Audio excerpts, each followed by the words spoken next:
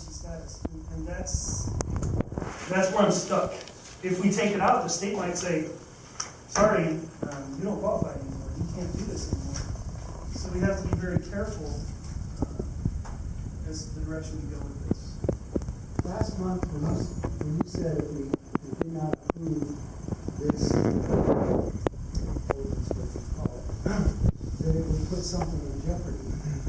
By not approving this, what would happen? What would be in jeopardy? Well, at this point, okay, I mean, it's a good point, because I can be really specific about it. Right now, we already have the contractor who is under general contract with the district, and he has an approved scope of work to install the pipeline, and that is in the budget for reimbursement through the grant, okay? And he's proceeding with that construction. It's already going forward and everything else. Reimbursable expense. Reimbursable expense, exactly. There remains the fencing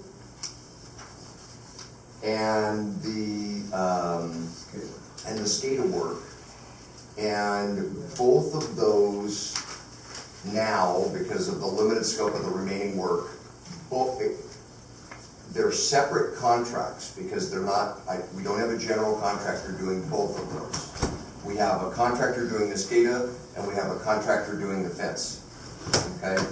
So, in reality, if you did not continue this, I would be contracting in the same manner, because at this point, you know, I've got less than 2 weeks to get the fence. I was going to ask about it, but we can withdraw the motion and table it for now and come back and if we have to deal with it next month. If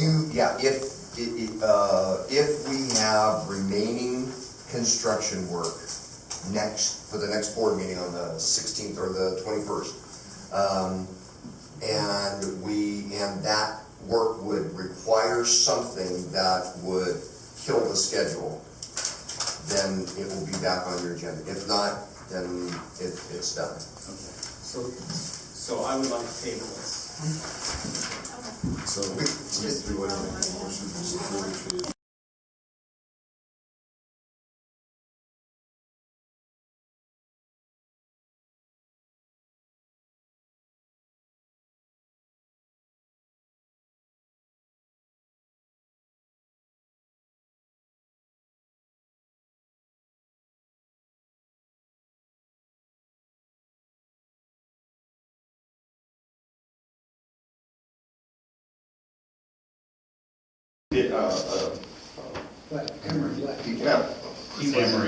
Emory didn't have a chance to vote on it, so if it comes back before the board, I don't know what will happen, but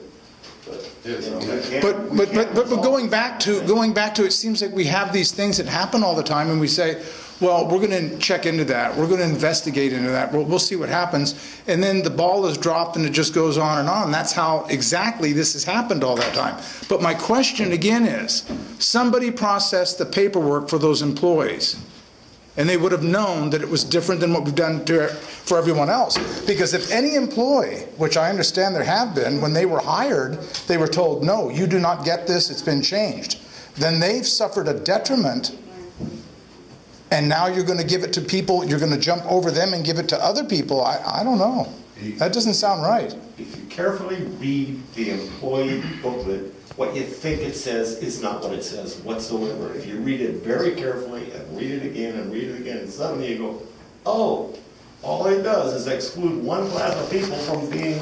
Well, it's not excluding a class of people. That's all it says. It's straightening out something that was paying too much money. And it should be a surplus to all these people. It should be extra money to us and not an unfunded liability. You know what? It defines a group of people and then excludes them. Gentlemen. And they knew it when they were hired. Lou, it's going to come back. It's going to come back.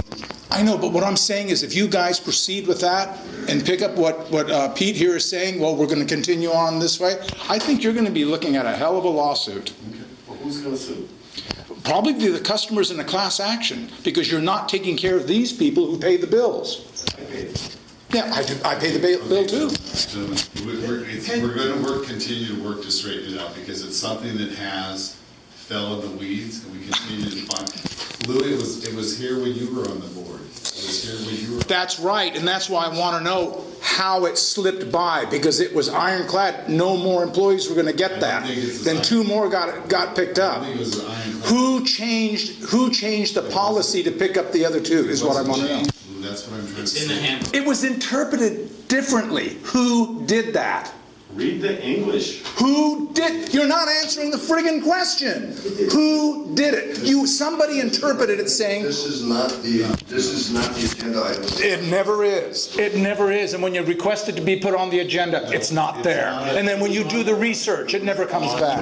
Board meeting last month. Yeah.